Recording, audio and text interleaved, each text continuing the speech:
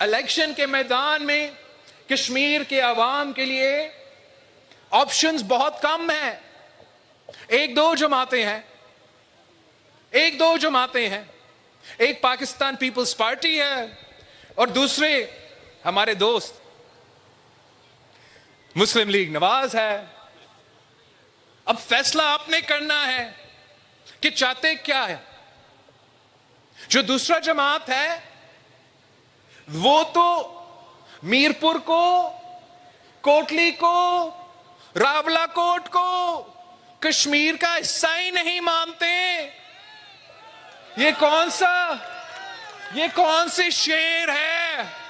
یہ کون سا شیر ہے جنہوں نے کوٹلی کو، ڈڈیال کو، میرپور کو اور راولا کوٹ کو کشمیر کا نقشہ سے کھا چکے ہیں. ہم نفرت کی سیاست نہیں کرتے، ہم تقسیم کی سیاست نہیں کرتے.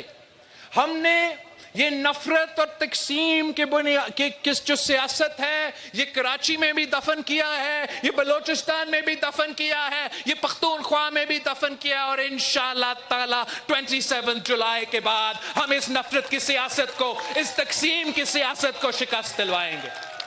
ہم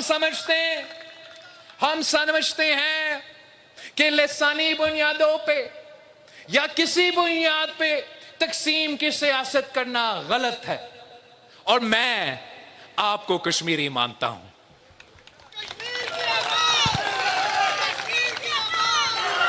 یہ کس قسم، مطلب یہ تو اتنا بڑے بات، اتنا اہم عہدہ پہ کون کہہ سکتا ہے؟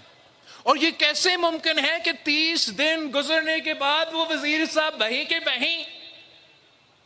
راجہ پرویز اشرف صاحب نے قومی اسمبلی میں ان سے موقع دیا کہ آپ واضح کریں کہ آپ یہ نہیں یہ جو آپ کہہ رہے تھے آپ کو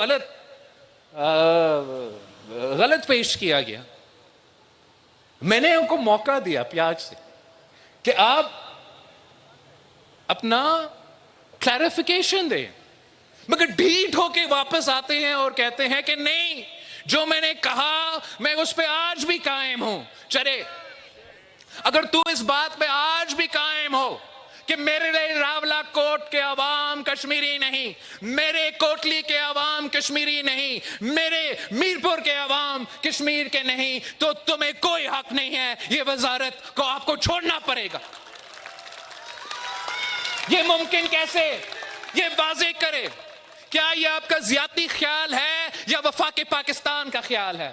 اس لیے اگر آپ وفاقی عہدہ سنبھالتے ہو تو آپ وفاق پاکستان کا نمائندے ہو، کسی اپنا آپ کا ذاتی نمائندہ آپ نہیں ہو.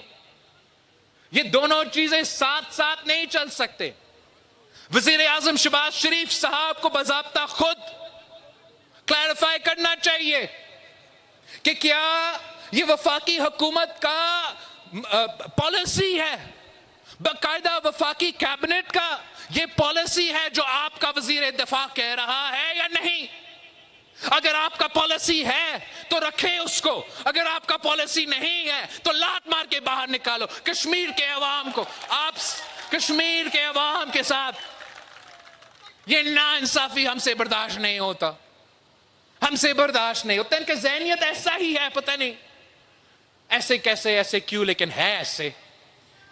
یہ دوسرا ایک وفاقی وزیر صاحب ہے، یہ کہتا ہے کہ 12 سیٹیں ہمارے جیب میں ہیں، 12 سیٹیں ہمارے جیب میں. اب تو شروع کرتے ہیں جیب سے 12 سیٹیں.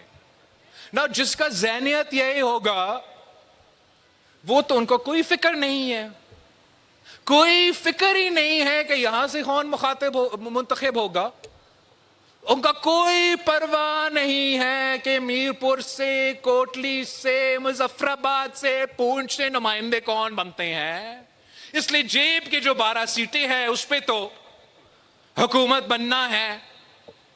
میں سمجھتا ہوں کہ کشمیر کا مستقبل، کشمیر کا فیصلہ نہ اسلام آباد کا جیب میں، نہ فیصل آباد کا جیب میں، نہ پنڈی کا جیب میں. کشمیر کا فیصلہ صرف کشمیر کے نوجوانوں کے ہاتھ میں ہے.